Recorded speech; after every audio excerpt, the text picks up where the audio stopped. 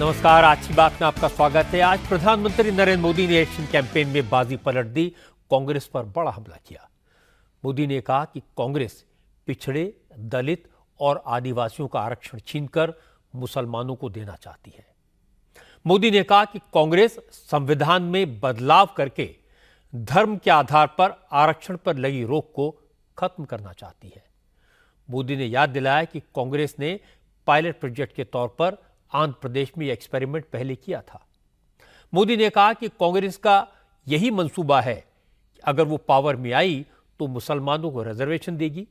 ये कांग्रेस का hidden agenda है। अब तक कांग्रेस के नेता इल्जाम लगा रहे थे कि मोदी अगर तीसरी बार प्रधानमंत्री बने तो संविधान बदल देंगे, आरक्षण को खत्म कर देंगे। लेकिन आज मोदी ने कहा कि कांग्रेस कितना भी जोर लगा ले, लेकिन पिछड़े, दलित और आदिवासियों के आरक्षण को कोई छू भी नहीं सकता। कोई मौजूदा आरक्षण को खत्म नहीं कर सकता। यह मोदी की गारंटी है। मोदी ने आज एक और बात कही। प्रधानमंत्री ने कहा, हकीकत यह है कि कांग्रेस संविधान विरोधी है। कांग्रेस के नेता चुनाव के दौरान खुलकर कहने लगे कि संविधान उन पर थोपा गया है, वो भारत के संविधान को नहीं मानते। यह बात कांग्रेस के युवराज के सामने कही गई, लेकिन युवराज खामोश रहे। अब कांग्रेस के उस नेता ने जनता के सामने यही बात कह दी। मोदी रोज एक के बाद एक जिस तरह के हमले कांग्रेस पर कर रहे हैं, उसके बाद इलेक्शन कैंपेन का रुख बिल्कुल बदल गया है। कांग्रेस समेत इंडिया अलायंस में शामिल दूसरी पार्टियों के नेता डिफेंसिव पर आ गए हैं। कांग्रेस के नेताओं ने आज आरक्षण के मुद्दे पर क्या जवाब दिया। असदुद्दीन ओवैसी, फारूक अब्दुल्ला से लेकर अखिलेश यादव तक सबने मोदी के आरोपों पर कैसे रिएक्ट किया, ये मैं आपको दिखाऊंगा। लेकिन पहले आपको सुनवाता हूं प्रधानमंत्री नरेंद्र मोदी की बात। मोदी ने आज 3 पब्लिक मीटिंग्स को एड्रेस किया, एक राजस्थान में और 2 छत्तीसगढ़ में। टोंक की रैली में भारी भीड़ थी। मोदी ने कहा कि कांग्रेस वोट के लिए कुछ भी कर सकती है। कांग्रेस दूसरों का हक मारकर मुसलमानों को रिजर्वेशन देने की फिराक में है। मोदी ने कहा, कांग्रेस इस तरह की कोशिश एक बार नहीं, कई बार कर चुकी है। नरेंद्र मोदी ने कहा कि कांग्रेस ने 4 बार दलितों और आदिवासियों का रिजर्वेशन छीनकर मुसलमानों को देने की कोशिश की, लेकिन वो कामयाब नहीं हो पाई। मोदी ने कहा, अब देश में बीजेपी की सरकार है। मोदी के रहते न दलितों, पिछड़ों और आदिवासियों का आरक्षण खत्म हो सकता है और न ही उसे बांटा जा सकता है। ये मोदी की गारंटी है। इस देश के में जब संविधान बना तब धर्म के आधार पर आरक्षण का घोर विरोध हुआ था, ताकि हमारे एससी, एसटी, ओबीसी समुदाय को सुरक्षा मिलती रहे। लेकिन उन्होंने, मनमोहन सिंह जी ने भाषण किया था और उस सभा में मैं मौजूद था मुख्यमंत्री के नाते।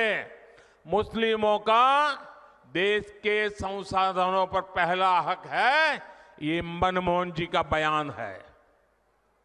और ये संयोग नहीं था और ये अकेला बयान नहीं था। कांग्रेस पार्टी की सोच हमेशा से तुष्टीकरण की रही है, वोट बैंक की राजनीति की रही है। 2004 में जैसे ही कांग्रेस की केंद्र में सरकार बनी, उसके सबसे पहले किए गए कामों में था, सबसे पहला काम था चुनाव जीतने के बाद आंध्र प्रदेश में एससी, एसटी के रिजर्वेशन में से कमी करके मुसलमानों को रिजर्वेशन देने का प्रयास। ये एक पायलट प्रोजेक्ट था जिसे कांग्रेस पूरे देश में आजमाना चाहती थी। 2004 से 2010 के बीच कांग्रेस ने 4 बार आंध्र प्रदेश में मुस्लिम रिजर्वेशन लागू करने की कोशिश की, लेकिन कानूनी अड़चनों की वजह से वो अपने मंसूबा जो लेके चले थे वो पूरे नहीं कर पाए। 2011 में कांग्रेस ने इसे देश में लागू करने की कोशिश की। जब कर्नाटका की बीजेपी सरकार ने, जब हमें मौका मिला तो हमने पहला काम किया उन्होंने जो एससी एसटी से छीन करके मुस्लिम कोटा निकाला था, उसको हमने खत्म कर दिया। सच्चाई ये है कि कांग्रेस और इंडिया अलायंस जब सत्ता में था तो ये लोग दलितों पिछड़ों के आरक्षण में सेंधमारी करके वोट बैंक पॉलिटिक्स के लिए उनकी खास जमात को अलग से आरक्षण देना चाहते थे। कांग्रेस और इंडिया अलायंस वाले उसे मजहब के आधार पर मुसलमानों को देना चाहते थे, जबकि संविधान इसके बिल्कुल खिलाफ है। दलितों, पिछड़ों और आदिवासियों का आरक्षण न खत्म होगा और न ही उसे धर्म के नाम पर बांटने दिया जाएगा। ये मोदी की गारंटी है।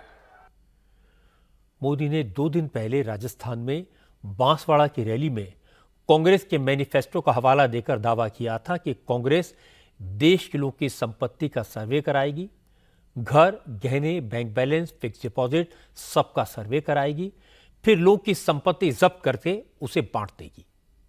मोदी के इस बयान को लेकर कांग्रेस के तमाम नेताओं ने रिएक्ट किया। चुनाव आयोग से मोदी की शिकायत की, मोदी के चुनाव लड़ने पर पाबंदी लगाने की मांग की। किसी ने मोदी को पागल कहा, किसी ने मानसिक तौर पर विक्षिप्त बताया, नफरत फैलाने वाला कहा, संविधान का दुश्मन कहा। आज मोदी ने एक बार फिर ठोक कर जवाब दिया। प्रधानमंत्री ने कहा, जब से उन्होंने कांग्रेस के इरादे जग जाहिर कर दिए, कांग्रेस की साजिश का पर्दाफाश कर दिया, तब से कांग्रेस के नेताओं को मिर्ची लग गई। लेकिन सवाल है कि कांग्रेस सच से इतना घबराई हुई क्यों है? मोदी ने कहा, अगर कांग्रेस हिंदुओं की प्रॉपर्टी, उनका पैसा, उनके गहनों पर कब्जा करके एक खास वर्ग को बांटना चाहती है तो खुलकर उसे स्वीकार क्यों नहीं करती? मोदी ने कहा, जो कांग्रेस के युवराज ने खुलेआम मंच से कहा, उन्होंने वही बात लोगों को बताई, इसमें गलत क्या है? अभी परसों जब मैं राजस्थान आया था तो मेरा एक 1.5 मिनट का भाषण, 90 सेकंड का भाषण, और मैंने कुछ सत्य देश के सामने रखा और पूरी कांग्रेस और इंडी गठबंधन में ऐसी भगदड़ मची है, ऐसी भगदड़ मची है।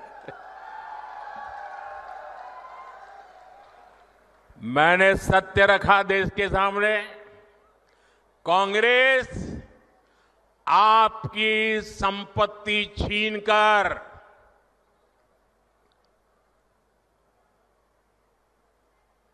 उनके खास लोगों को बांटने की गहरी साजिश रचकर बैठी है। 2-3 दिन पहले मैंने कांग्रेस की इस वोट बैंक की राजनीति, तुष्टीकरण की राजनीति का पर्दाफाश किया था। इससे कांग्रेस और उसको सिस्टम में उनको इतनी मिर्ची लगी है, इतनी मिर्ची लगी है कि वो हर तरफ गालियां देने में टूट पड़े। जो आए वो मोदी को गाली दे रहा है। मैं कांग्रेस से जानना चाहता हूं, आखिर कांग्रेस सच्चाई से इतना डरती क्यों है? आपका हिडन एजेंडा बाहर आ गया तो अब कांप रहे हो? अरे हिम्मत है तो स्वीकार करो, हम आपसे मुकाबला करने के लिए तैयार हैं।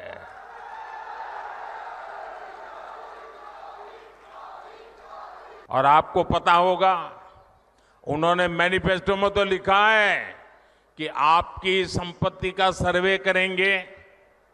हमारी माताओं बहनों के पास जो स्त्री धन होता है, जो मंगलसूत्र होता है, उसका सर्वे करेंगे।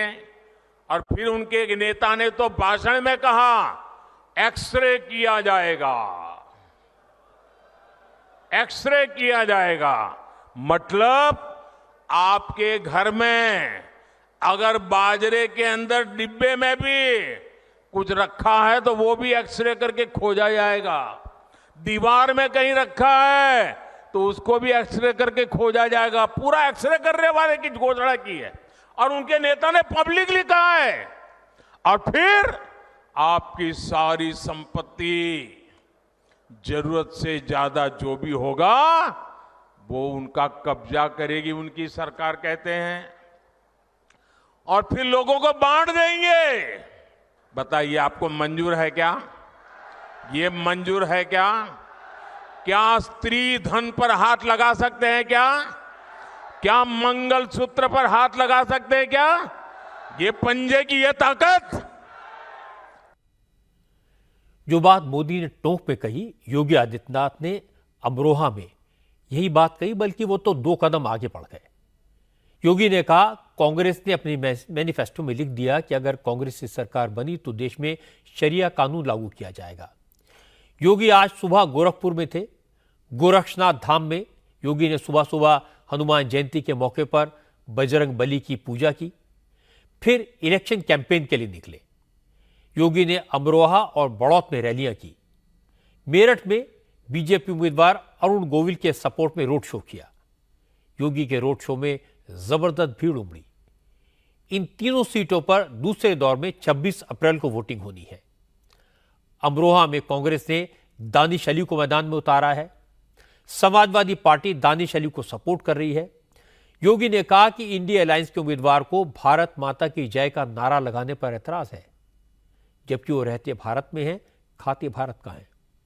योगी ने कहा कि कांग्रेस और समाजवादी पार्टी का यही चरित्र है, वोट भारतीयों से मांगते हैं लेकिन भारत माता की जय का नारा नहीं लगाना चाहते।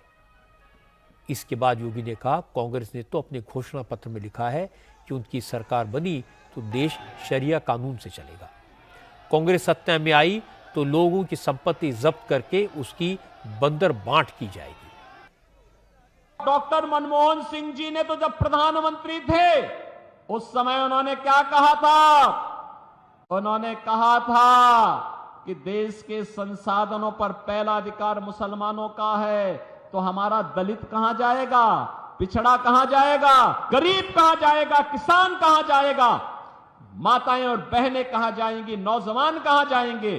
देश के अंदर कांग्रेस जाति के नाम पर, क्षेत्र के नाम पर, भाषा के नाम पर बांटती रही। और एक कांग्रेसी और उनके सहयोगी दलों को आज जो इंडी गठबंधन के रूप में आपके पास आए हैं, बहनों और भाइयों, ये देश के साथ गद्दारी किए हैं और फिर गद्दारी करने के लिए अपने झूठे घोषणा पत्र के साथ आपके पास आए हैं।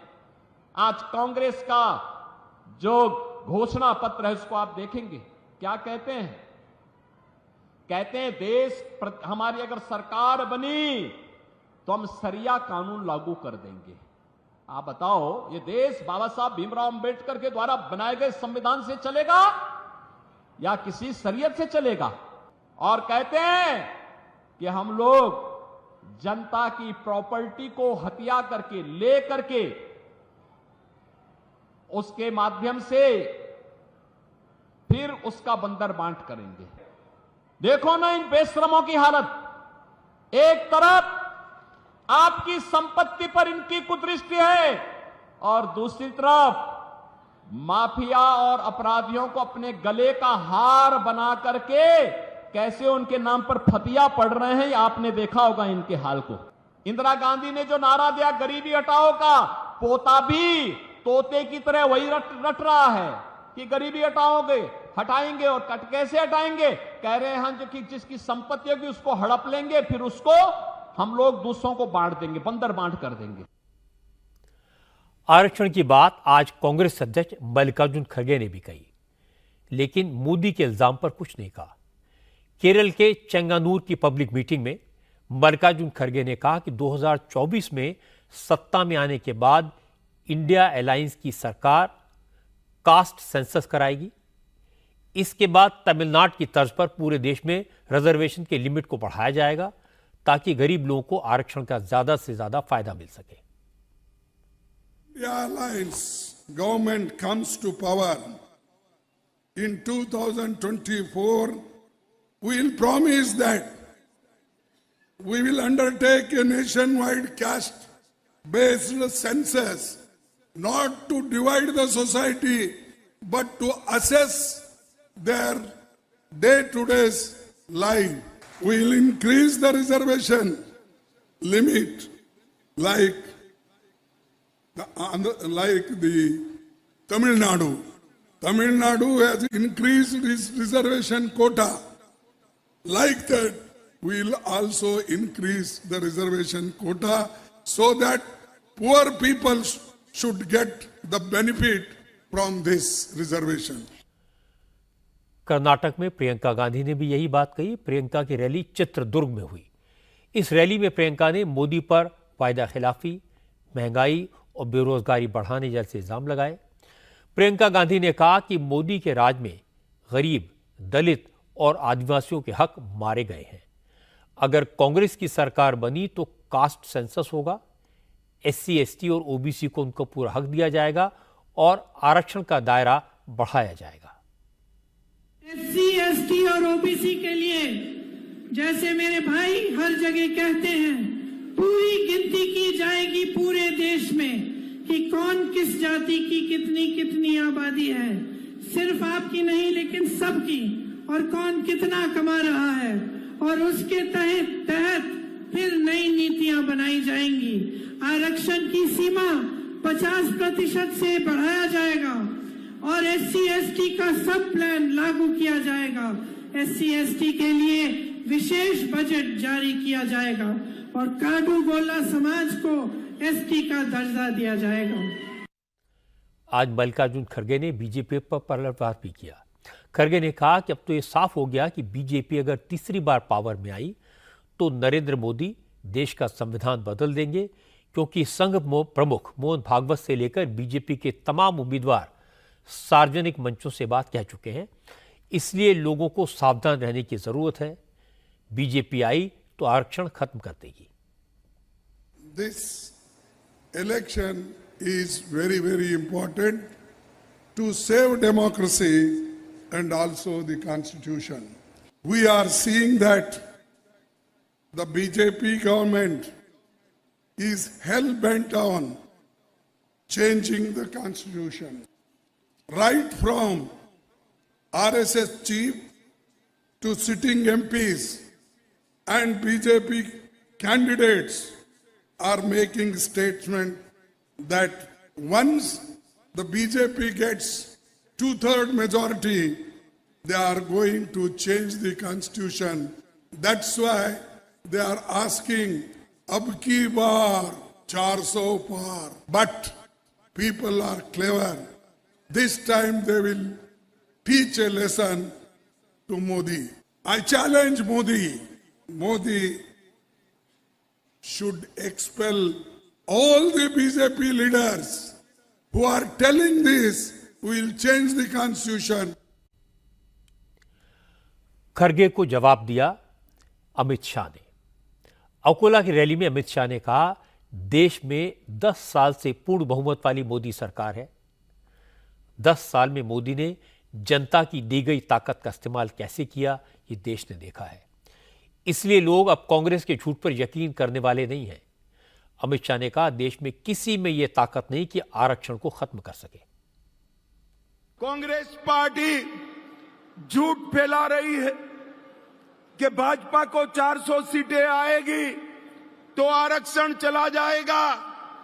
अरे कांग्रेस वालों, हमें संविधान बदलने की ताकत इस देश की जनता ने 10 साल से दी। 2014 में भी पूर्ण बहुमत दिया, 19 में भी दिया। हमने आरक्षण नहीं हटाया। हमने क्या हटाया? हमने पूर्ण बहुमत का उपयोग क्या किया?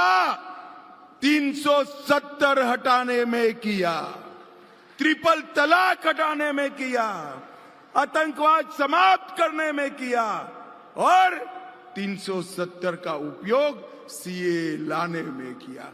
अकोला के भाइयों बहनों, आज मैं आपको मोदी जी की एक गारंटी कहकर जाता हूं, जब तक भारतीय जनता पार्टी है, इस देश से एसटी, एससी और ओबीसी का आरक्षण कोई नहीं हटा सकता, ये मोदी का गारंटी है। जब खरगे केरल में रैली कर रहे थे उस वक्त तक मोदी राजस्थान से छत्तीसगढ़ पहुंच चुके थे। जांजगीर की रैली में मोदी ने कांग्रेस को जवाब दिया।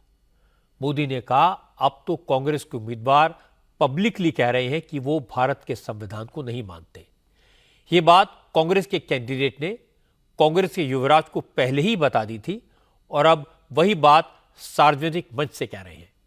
मोदी ने कहा, जो लोग संविधान को नहीं मानते वो बीजेपी पर संविधान को बदलने का इल्जाम न लगाएं और उनकी बातों पर कोई यकीन नहीं करेगा।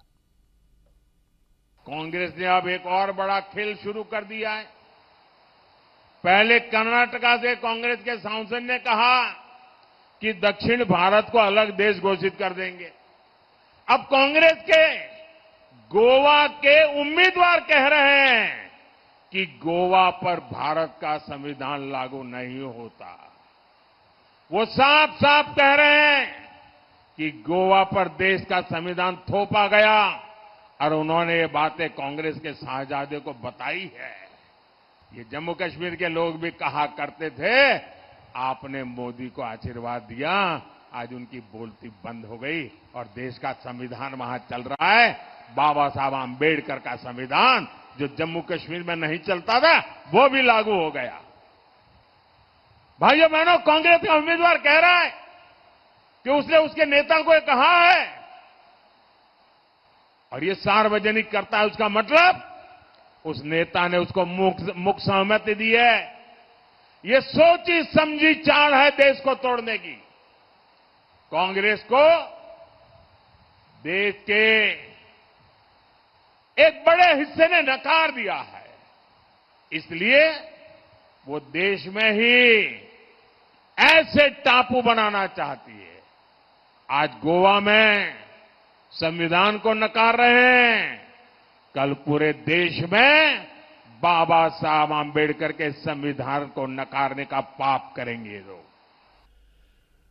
प्रधानमंत्री मोदी ने कांग्रेस के जिस नेता के बयान का जिक्र किया उसकी डिटेल में आपको बताता हूं। वो गोवा से कांग्रेस पार्टी के उम्मीदवार है। नाम है विरिएटो फर्नांडिस। विरिएटो फर्नांडिस ने गोवा में कैंपेन के दौरान सार्वजनिक तौर पर कहा, पिछले लोकसभा चुनाव के वक्त 10 मार्च 2019 को जब वो राहुल गांधी से मिले थे तो राहुल ने उनसे पूछा था, आपकी प्रॉब्लम क्या है। इस पर उन्होंने कहा था कि गोवा के लोगों पर देश का संविधान थोपा गया है। गोवा के लोग दोहरी नागरिकता चाहते हैं, लेकिन संविधान इसकी परमिशन नहीं देता। मोदी ने कांग्रेस उम्मीदवार के इसी बयान का जिक्र किया। हालांकि कांग्रेस के नेता संविधान को बदलने और मुसलमानों को आरक्षण के मुद्दे पर जो बात कही जा रही है उसे ध्यान भटकाने की कोशिश कह रहे हैं। कांग्रेस के नेताओं ने सिर्फ इतना कहा कि वो आरक्षण की सीमा बढ़ाएंगे, आरक्षण के कोटे पर 50% का जो कैप है उसे हटाया जाएगा, लेकिन मुसलमानों को आरक्षण दिया जाएगा या नहीं, इस पर कांग्रेस के नेता खामोश हैं। मोदी की इस बात पर कांग्रेस के किसी नेता ने रिएक्ट तक नहीं किया। न मोदी के बयान को सही कहा, न गलत बताया। लेकिन असदुद्दीन ओवैसी ने मोदी की बात को पकड़ लिया और बिहार के किशनगंज में मोदी के भाषण का जिक्र किया। ओवैसी ने कहा कि मोदी ने टोंक में जो कुछ कहा उससे उनके इरादे जाहिर हो गए हैं। वो मुसलमानों का हक मारना चाहते हैं। मुस्लिमों की जिन बिरादरी को रिजर्वेशन मिलता है अब उसे भी खत्म करने की साजिश हो रही है। ओवैसी ने कहा कि मोदी और बीजेपी मुसलमानों को बर्बाद करना चाहते हैं, उनकी पहचान मिटा देना चाहते हैं, उनसे सब कुछ छीन लेना चाहते हैं। तो हम उन लोगों से कहना चाहेंगे जो जेडीयू के लिए काम कर रहे हैं और मोदी के एजेंट बनकर हमारे इत्तेहाद को कमजोर करना चाहते हैं। मोदी ने आज ही भाषण में कहा कि मजहब की बुनियाद पर आरक्षण खत्म कर दिया जाएगा।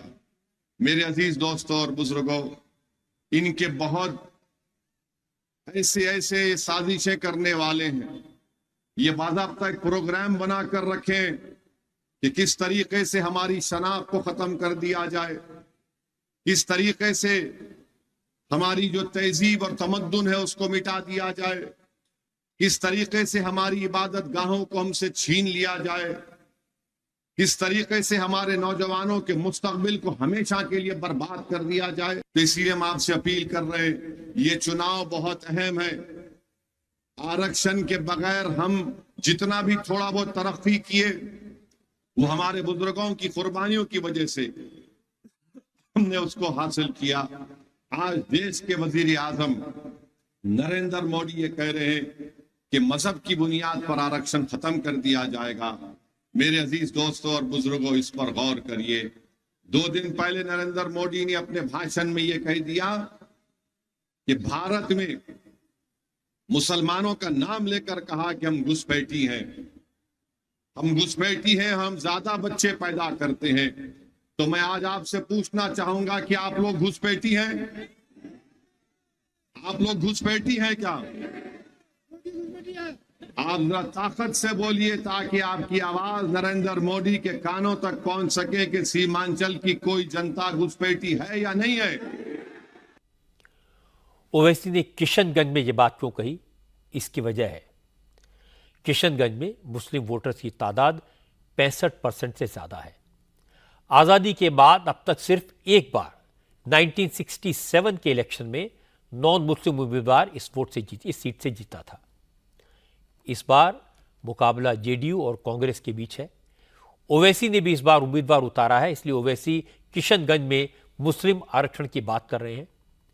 लेकिन उनकी यह बात गलत है कि मुसलमानों को इस वक्त मजहब के आधार पर रिजर्वेशन मिल रहा है, क्योंकि हमारे संविधान में धर्म के आधार पर, मजहब के आधार पर आरक्षण पर पाबंदी है। इंटरेस्टिंग बात यह कि ओवैसी को छोड़कर विरोधी दलों में किसी पार्टी का कोई नेता आज मुस्लिम आरक्षण पर कुछ नहीं बोला। अखिलेश यादव कांग्रेस के बचाव में जरूर सामने आए, हालांकि कांग्रेस का बचाव करने के चक्कर में अखिलेश ने मोदी के आरोप को सही बता दिया। अखिलेश ने कहा कि लोगों की संपत्ति का सर्वे करने में क्या बुराई है। समाजवादी सोच यही है कि सब बराबर हो, सबके पास बराबर संपत्ति हो, इसमें गलत क्या है? किसी चीज का इंटरप्रिटेशन गलत नहीं होना चाहिए। सोशलिज्म क्या है कि सबके अंदर बराबरी हो, सबका साथ सबका विकास क्या है, आप सबका विकास कैसे करोगे? तो जो डिस्ट्रीब्यूशन ऑफ मनी है या सबको बराबर का अधिकार मिले, अगर सरकार की ऐसे कार्यक्रमों, ऐसी योजनाएं हों जिससे सब बराबर चल सकें और बराबर का उनको लाभ पहुंचे, तो क्या खराब है बताओ? सरकार की नीयत तो यही है ना। बीजेपी से कुछ भी उम्मीद कर सकते हो। अरे हारने वाला पहलवान क्या नहीं करता, कभी कान काट लेता है, कभी नोचता है, कपड़े फाड़ देता है। ये हारने वाले लोग हैं जो हार चुके हैं। ऐसा लग रहा है कि अखिलेश यादव ने बिल्कुल वही बात कही जो नरेंद्र मोदी अपनी पब्लिक मीटिंग से कह रहे हैं और जिसे कांग्रेस गलत बयानी कह रही है, झूठ बता रही है। फारूक अब्दुल्ला ने कांग्रेस को डिफेंड किया, कहा प्रधानमंत्री का बयान अफसोसनाक है, मुसलमान कभी किसी का हक नहीं मारता। फारूक अब्दुल्ला ने कहा कि वो खुद मुसलमान हैं लेकिन हिंदुओं से मोहब्बत करते हैं, वो किसी का मंगलसूत्र नहीं ले सकते। देश के मुसलमानों से हिंदू को कोई खतरा नहीं है क्योंकि इस्लाम कभी दूसरे धर्म से नफरत करना नहीं सिखाता। मुझे अफसोस है कि हमारे वजीर आजम ने ऐसी बात कही है। हमारा इस्लाम, हमारा अल्लाह हमें यह सिखाता है कि सबके साथ बराबरी से चलो। कभी हमारे मजहब ने यह नहीं कहा कि दूसरे मजहब को बुरी तरह से देखो, बल्कि हर वक्त कहा कि दूसरे मजहब की भी इज्जत करो। मैं भी मुसलमान हूँ, मगर मेरे कुरान ने मुझे ये नहीं सिखाया कि दूसरे से नफरत करना। मैं उतना ही हिंदू से मोहब्बत करता हूँ जितना मैं सिख से, मुसलमान से मोहब्बत करता हूँ। मैं समझता हूँ वो भी तरक्की करेगा, हम भी तरक्की करेंगे, उसी से ये भारत उठेगा। इलेक्शन कैंपेन में बाजी कैसे पलटनी है, ये कोई मोदी से सीखे। आज आरक्षण के मामले में कांग्रेस की नीयत पर सवाल उठाकर मोदी ने एक झटके में कांग्रेस को डिफेंस पर ला दिया और मुस्लिम आरक्षण पर कांग्रेस कुछ नहीं बोल पाई। कांग्रेस ने बार बार शोर मचाया था कि मोदी संविधान को खत्म कर देंगे। लालू यादव कह रहे थे कि मोदी आरक्षण को समाप्त कर देंगे। पहले राउंड में मोदी ने इन आरोपों का जवाब दिया, यह बताया कि संविधान में उनकी कितनी निष्ठा है, ये समझाया कि वो लोकतंत्र में कितना यकीन रखते हैं। ये भी बताया कि बाबा साहब अंबेडकर में उनकी कितनी आस्था है। दूसरे राउंड में मोदी ने डायरेक्ट अटैक किया, कांग्रेस का इतिहास खोलकर रख दिया, कांग्रेस के मैनिफेस्टो का पोस्टमार्टम कर दिया। मोदी ने कहा कांग्रेस का हिडन एजेंडा अपीजमेंट की राजनीति करना है। मोदी ने मेनली 3 बातें लोगों के सामने रखी। एक तो कांग्रेस का मैनिफेस्टो 1936 के मुस्लिम लीग के मैनिफेस्टो के तर्ज पर बनाया गया है। दूसरा, कांग्रेस का इरादा लोगों की संपत्ति छीनकर मुसलमानों को हैंडओवर करने का है। और तीसरा, कांग्रेस की मंशा यह है कि दलितों और पिछड़ों का आरक्षण छीनकर मुसलमानों को दे दिया जाए। मोदी का यह हमला कांग्रेस पर अब तक का सबसे बड़ा अटैक है और इसने कांग्रेस को पूरी तरह से डिफेंसिव मोड में ला दिया है। इसीलिए आज लगा कि सेकंड फेज की पोलिंग से पहले मोदी ने बाजी पलट दी। अब चाहे वो ओवैसी हो, मल्लिकार्जुन खड़गे हो, फारूक अब्दुल्ला हो, मोदी को मुस्लिम विरोधी तो बता रहे हैं लेकिन आरक्षण पर कुछ नहीं कह रहे। लेकिन ऐसी सब बातों का मोदी पर कोई असर नहीं पड़ता, मोदी को कोई नुकसान नहीं होता, क्योंकि मुस्लिम विरोधी होने का आरोप तो मोदी पर पिछले 23 साल से लगाया जा रहा है। आज लोकसभा चुनाव में भगवान श्री राम और भगवान श्री कृष्ण के बाद बजरंग बली की भी एंट्री हो गई। मोदी ने अपना भाषण बजरंग बली के जयकारे के साथ शुरू किया। क्योंकि आज हनुमान जयंती है, ज्यादातर पार्टियों के नेता हनुमान चालीसा का पाठ करते दिखाई दिए। टोंक की रैली में प्रधानमंत्री नरेंद्र मोदी का स्वागत हनुमान जी की गदा से हुआ और इसके बाद मोदी ने लोगों को कर्नाटक की वो घटना याद दिलाई जब बेंगलुरु में एक दुकानदार को कुछ लोगों ने सिर्फ इसलिए पीटा क्योंकि वो जुमे के दिन अपनी दुकान पर हनुमान चालीसा बजा रहा था। प्रधानमंत्री मोदी ने कहा कि कर्नाटक में कांग्रेस राज में हनुमान चालीसा सुनना और गाना गुनाह हो गया है और जब राजस्थान में कांग्रेस की सरकार थी तब वहां भी यही हाल था, जहां हनुमान जयंती की शोभा यात्रा पर पत्थर बरसाए जाते थे और पत्थर फेंकने वालों को यहां की पिछली सरकार संरक्षण देती थी। मोदी ने कहा कांग्रेस ने हमेशा वोट के चक्कर में, तुष्टीकरण के चक्कर में हिंदुओं को दबाने की कोशिश की है। आज हनुमान जयंती पर आपसे बात करते हुए मुझे कुछ दिन पहले की एक तस्वीर भी याद आ रही है। वो तस्वीर है कांग्रेस के शासन वाले कर्नाटका की। कुछ दिन पहले वहां एक छोटा दुकानदार, उसको सिर्फ इसलिए बुरी तरह से पीटा गया, लहूलुहान कर दिया गया क्योंकि वो अपनी दुकान में बैठे बैठे हनुमान चालीसा सुन रहा था। ये कांग्रेस की कर्नाटका की सरकार का काम देखिए। अपनी छोटी सी दुकान में एक गरीब आदमी भक्ति भाव से प्रभु हनुमान जी का स्मरण करते हुए हनुमान चालीसा सुन रहा था, उसको लहूलुहान कर दिया गया। आप कल्पना कर सकते हैं कांग्रेस के राज में हनुमान चालीसा सुनना भी गुनाह हो जाता है। अब सीधी सीधी बात है, जब उनके पार्टी, उनके सारे नेता प्रभु राम का मंदिर बने, प्रभु राम का प्राण प्रतिष्ठा का अवसर हो, मंदिर के लोग जाके रूबरू में आने के लिए निमंत्रण दे, सम्मान पूर्वक निमंत्रण दे और पब्लिकली उस निमंत्रण को ठुकरा दिया जाए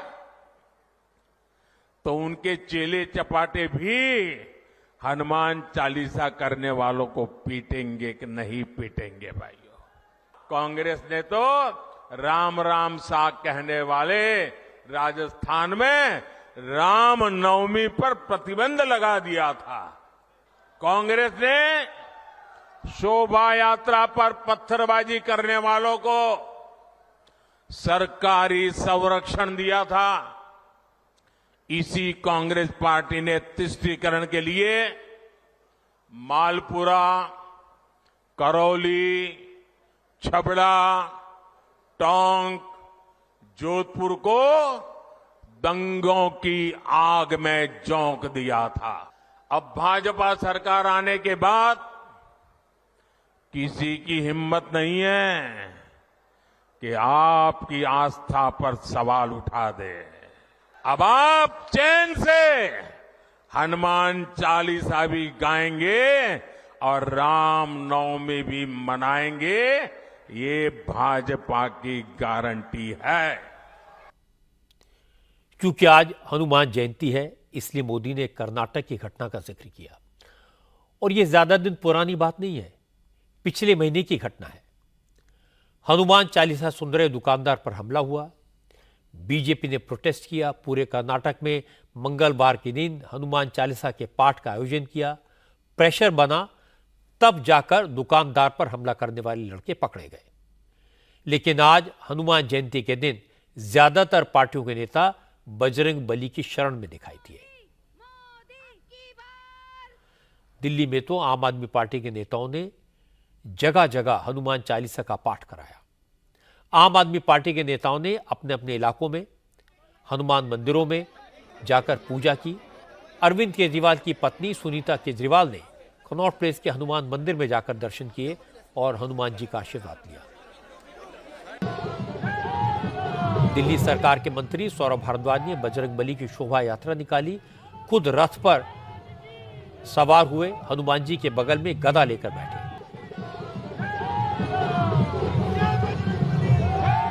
नई दिल्ली सीट से चुनाव लड़ रहे आम आदमी पार्टी के विधायक सोमनाथ भारती भी गेरुआ वस्त्र धारण करके गदा लेकर लहराते हुए नजर आए।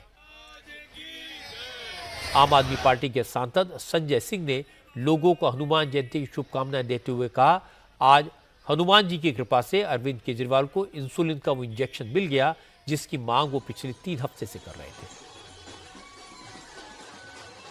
आज हनुमान जयंती के अवसर पर देशवासियों को हृदय की गहराइयों से शुभकामनाएं देता हूं और बजरंग बली जी की कृपा से, हनुमान जी की कृपा से लंबे समय से, पिछले 23 दिनों से जो संघर्ष चल रहा था, दिल्ली वालों का जो संघर्ष चल रहा था, उस पर बजरंग बली की कृपा हुई और अरविंद केजरीवाल जी को इंसुलिन जो उनके जीवन के रक्षा के लिए जरूरी थी, जिसकी मांग हम लोग बार बार कर रहे थे, वो उनको मिल गई है, उनको दी गई है। हालांकि दिल्ली में बजरंग बली की पूजा अर्चना में बीजेपी भी पीछे नहीं रही। बीजेपी ने दिल्ली के 13,000 से ज्यादा पोलिंग बूथ पर हनुमान चालीसा का पाठ कराया। दिल्ली के सभी लोकसभा क्षेत्रों में हुए इस कार्यक्रम में दिल्ली के बीजेपी प्रेसिडेंट वीरेंद्र सचदेवा, लोकसभा चुनाव के प्रभारी ओम प्रकाश धनखड़, ऑर्गेनाइजेशन सेक्रेटरी पवन राणा शामिल हुए। दिल्ली से बीजेपी सांसद और विधायकों के अलावा इस बार लोकसभा चुनाव के सभी उम्मीदवार भी हनुमान चालीसा के पाठ में शामिल हुए।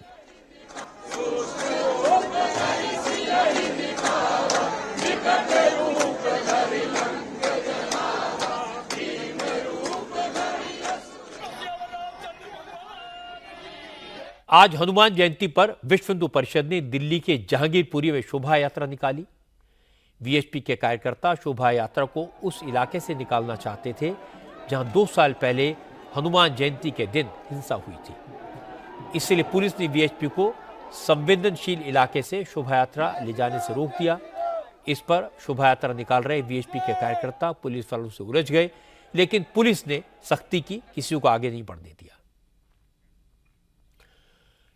कुछ साल पहले तक हनुमान जी के भक्त पब्लिकली बजरंग बली की जय का नारा लगाने से भी हिचकिचाते थे। जोर जोर से हनुमान चालीसा का पाठ करने से डरते थे, क्योंकि हनुमान जी के भक्तों को सांप्रदायिक कहा जाता था। लेकिन अब जमाना बदल गया है। आज सारे देश में हनुमान जयंती की धूम थी। न सिर्फ बीजेपी के लोगों ने जोर शोर से हनुमान जयंती मनाई, बल्कि कांग्रेस और आम आदमी पार्टी के नेता भी बजरंगबली से दुख दूर करने की प्रार्थना करते नजर आए। सबने कहा, हे बजरंगबली, हमें अपनी शरण में ले लो, क्योंकि जिसकी रक्षा महाबली हनुमान करते हैं उसे किसी से डरने की आवश्यकता नहीं होती। विरोधी दलों के नेताओं ने आज फिर दावा किया कि अगर इस बार बीजेपी जीत गई, नरेंद्र मोदी फिर प्रधानमंत्री बन गए, तो इसके बाद देश में चुनाव नहीं होंगे।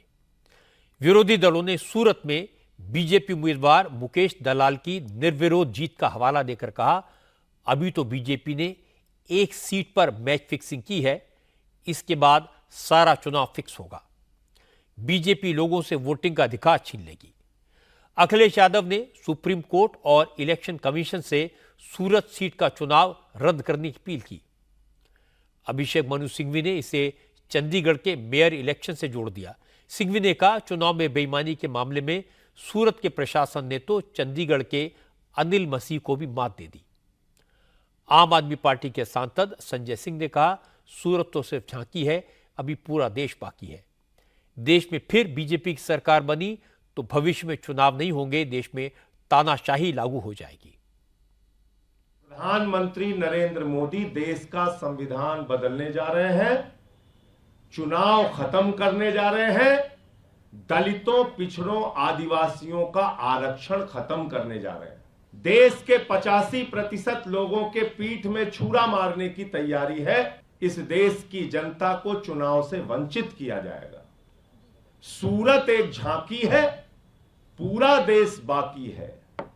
सूरत में चुनाव खत्म हुआ है, पूरे देश में चुनाव खत्म होगा। यह प्रधानमंत्री नरेंद्र मोदी की सोच है। तानाशाही लाना चाहते हैं। 24 का चुनाव अंतिम चुनाव है। इस देश के लोगों, इस बात को याद रखना, यह अंतिम चुनाव है आपका। बाबा साहब डॉक्टर भीमराव अंबेडकर जी के द्वारा लिखे गए संविधान को भारतीय जनता पार्टी के लोग नहीं मानते, ये नागपुर के संविधान को मानते हैं। उद्धव ठाकरे की पार्टी के प्रवक्ता संजय राउत ने भी यही बात दोहराई। संजय राउत ने कहा कि सूरत में जो हुआ वो लोकतंत्र के इतिहास में कभी नहीं हुआ। बीजेपी लोकतंत्र की हत्या कर रही है और इंडिया अलायंस के नेता लोकतंत्र को बचाने के लिए मोदी से लड़ रहे हैं। ये अनअपोज नहीं है, ये लूट लिया है। ये चंडीगढ़ पैटर्न है जो सूरत में हुआ है। जिस तरह से कांग्रेस के उम्मीदवार का नामांकन रद्द किया, कारण कुछ भी देने दो, इस देश के इतिहास में लोकतंत्र में कभी हुआ नहीं। ये एक बार फिर लोकतंत्र को लूट लिया, वस्त्रहरण किया सूरत में। इसीलिए तो हम चाहते ये तानाशाही देश में खत्म होनी चाहिए।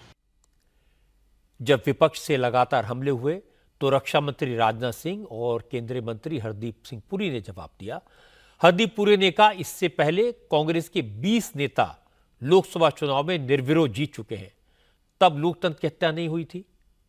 इसके बाद नोएडा की पब्लिक रैली में राजनाथ सिंह ने कहा कि विपक्ष देश को गुमराह कर रहा है, लोगों की आंखों में धूल झोंकने की कोशिश कर रहा है, ये ठीक नहीं है। गुजरात में, सूरत में हमारा एक कैंडिडेट निर्विरोध जीत गया और कांग्रेस के लोग और दूसरी राजनीतिक पार्टियां कह रही हैं यह लोकतंत्र के लिए खतरा है। मैं यह पूछना चाहता हूं, कांग्रेस के दोस्तों को कहना चाहता हूं, विरोध पक्ष के लोगों को कहना चाहता हूं, जनता की आंखों में धूल झोंक कर राजनीति मत करो। जनता की आंखों में आंख मिलाकर राजनीति करो। हिम्मत है तो आपकी भी हुकूमत थी, कई बार सांसद निर्विरोध चुने गए। आपके सांसद यदि निर्विरोध जीत जाएं तो लोकतंत्र मजबूत हो गया, और हमारा एक सांसद निर्विरोध जीत गया तो लोकतंत्र कमजोर हो गया। 2012 में कन्नौज का बाई इलेक्शन था, उपचुनाव था। डिंपल यादव उस समय निर्विरोध जीती थी। उस समय कांग्रेस, सपा, बसपा के लोगों को लोकतंत्र के ऊपर खतरा दिखाई नहीं दिया था। कहां ले जाना चाहते हैं लोग इस देश को? तमाशा बना दिया है इन लोगों ने। केवल जनता को गुमराह करके ये समर्थन हासिल करना चाहते हैं। सूरत में बीजेपी के उम्मीदवार के निर्विरोध चुने जाने पर विरोधी दलों के कुछ नेताओं ने जो कमेंट किए हैं वो हैरान करने वाले हैं। पहली बात तो ये कि एक कैंडिडेट के निर्विरोध चुने जाने से लोकतंत्र कैसे खतरे में आ सकता है। दूसरी बात ये कोई पहला मौका नहीं है जब कोई उम्मीदवार बिना कॉन्टेस्ट के चुनाव जीता हो। पार्लियामेंट का इतिहास गवाह है कि अब तक लोकसभा में 35 सांसद निर्विरोध चुने जा चुके हैं। बीजेपी का कोई एमपी लोकसभा के लिए पहली बार निर्विरोध चुना गया है। लेकिन क्या जम्मू कश्मीर में फारूक अब्दुल्ला निर्विरोध चुनाव जीते थे तो लोकतंत्र खत्म हो गया था? जब कुछ साल पहले समाजवादी पार्टी के नेता डिंपल यादव निर्विरोध चुनाव जीती थी तो किसी ने लोकतंत्र पर सवाल क्यों नहीं उठाया? मैं ऐसे कई और बड़े नेताओं के नाम गिना सकता हूं जो निर्विरोध चुनाव जीते थे। नागालैंड के पूर्व मुख्यमंत्री एससी जमीर, महाराष्ट्र के पूर्व मुख्यमंत्री वाईबी चौहान, ओडिशा के पहले मुख्यमंत्री हरे कृष्ण मेहताब, पूर्व केंद्रीय मंत्री पीएम सईद, ये सब निर्विरोध चुने गए थे। इसलिए यह कहना कि लोकतंत्र के इतिहास में यह कभी नहीं हुआ या बीजेपी ने लोकतंत्र को लूट लिया, बेकार की बात है। असली बात यह है कि सूरत में कांग्रेस ने जिसे टिकट दिया था उसने अपनी पार्टी को धोखा दे दिया और जब उसका नॉमिनेशन खारिज हो गया तो बीजेपी के लिए रास्ता खुल गया। इसलिए कांग्रेस को सोचना चाहिए कि उसके उम्मीदवार ने मैदान क्यों छोड़ा और कांग्रेस के इतने सारे नेता छोड़कर दूसरी पार्टियों में क्यों जा रहे हैं। अमित शाह ने आज ममता के गढ़ में जाकर तृणमूल कांग्रेस को ललकारा। अमित शाह ने दक्षिण मालदा में बीजेपी कैंडिडेट श्री रूपा मित्रा चौधरी के सपोर्ट में रोड शो किया। श्री रूपा चौधरी इस समय वेस्ट बंगाल विधानसभा में बीजेपी के एमएलए हैं। 2019 में दक्षिण मालदा सीट पर कांग्रेस के अबू हाशिम खान चौधरी ने जीती थी। इस बार यहां से तृणमूल कांग्रेस ने कांग्रेस के माइनॉरिटी वोट बैंक में सेंध लगाने के लिए शाहनवाज अली रेहान को मैदान में उतारा है। दक्षिण मालदा में रोड शो करने के बाद अमित शाह रायगंज पहुंचे, एक बड़ी पब्लिक मीटिंग की। रायगंज सीट इस वक्त बीजेपी के पास है। यहां से बीजेपी की देबूश्री चौधरी सांसद है, लेकिन इस बार बीजेपी ने रायगंज से देबूश्री चौधरी की जगह कार्तिक पॉल को टिकट दिया है। रायगंज की रैली में अमित शाह ने संदेश खाली में महिलाओं पर हुए जुल्मों की याद दिलाई। ममता सरकार के दौरान हुए घोटालों की बात की और घुसपैठ की समस्या को लेकर ममता बनर्जी पर हमला बोला। अमित शाह ने कहा, ममता कितना भी विरोध कर ले लेकिन सीएए लागू होकर रहेगा। भाई और बहनों, जरा मन से सच्ची बनाना, सीएए आना चाहिए या नहीं आना चाहिए? बांग्लादेश से हिंदू, सिख, बौद्ध, जैन आए हैं, उनको नागरिकता मिलनी चाहिए या नहीं मिलनी चाहिए? ये ममता दीदी विरोध कर रही। मैं ममता दीदी को पूछने आया हूं, बांग्लादेश से आए हुए हिंदू, बौद्ध शरणार्थियों को नागरिकता मिले, उसमें आपको क्या तकलीफ है? क्या तकलीफ है? क्या अधिकार नहीं है उनका बंगाल पर? भाई और बहनों, अधिकार है या नहीं है? जोर से बोलो, अधिकार नहीं है। और एक और तो दीदी, आप घुसपैठ करा रही हो और घुसपैठियों को घुसा रही हो, और दूसरी ओर शरणार्थियों की नागरिकता का विरोध करती। आज कांग्रेस पार्टी ने कह दिया कि अगर वो सत्ता में आएंगे तो सीएए नाबूद करेंगे। मैं कहकर जाता हूं, कांग्रेस पार्टी या ममता बनर्जी की हिम्मत नहीं है सीएए को हाथ लगाकर देखे, हर हिंदू शरणार्थी को नागरिकता मिलेगी। ममता बनर्जी आज बीरभूम में थी। उन्होंने वहीं से अमित शाह को जवाब दिया। बीरभूम की रैली में ममता ने कहा वो बंगाल में किसी भी सूरत में एनआरसी लागू नहीं होने देंगी और अगर सेंटर में इंडिया अलायंस की सरकार बनी तो वो सीएए को भी वापस ले लेंगी। एनआरसी होवे ना, আমরা বাংলায় এনআরসি করতে দেব না, আর বিজেপি গেলে দেশ থেকেও এনআরসি উঠিয়ে দেব। কে উঠিয়ে দেব? ইউনিফর্ম সিভিল কোড উঠিয়ে দেব। আজকে রাজস্থানে মাংস খাওয়া বন্ধ, মধ্যপ্রদেশে বন্ধ, উত্তরপ্রদেশে বন্ধ, ডিম খাওয়া যাবে না, মাছ খাওয়া যাবে না, মাংস খাওয়া যাবে না, বার্লি খেতে হবে, বার্লি। কিছু বুঝলেন? বার্লি খেয়ে থাকবেন আপনারা। আর প্রচার বাবুরা এসে আপনাদের কাছে চার্লি বাবু সেজে ভোট চাইবেন। 2014 में बंगाल में बीजेपी ने सिर्फ 2 सीटें जीती थी, लेकिन पिछले इलेक्शन में जिस तरह से बीजेपी ने पश्चिम बंगाल में 18 सीटों पर जीत दर्ज की और ममता की पार्टी 22 पर सिमट गई, बीजेपी ने इस बार बंगाल में कम से कम 30 सीटें जीतने का टारगेट रखा है। जाहिर है ममता इससे परेशान है, क्योंकि बंगाल में कांग्रेस और लेफ्ट फ्रंट ने भी उम्मीदवार उतारे हैं। इसलिए ममता को लगता है कहीं मुस्लिम वोट बट न जाए। वो बार बार मुस्लिम वोटर्स को एनआरसी और सीए का डर दिखाती हैं और बीजेपी को लगता है कि इस मुद्दे से हिंदू वोटर पोलराइज हो सकते हैं। इसलिए बीजेपी के नेता भी अपनी सभाओं में जोर शोर से सीए का मुद्दा उठा रहे हैं।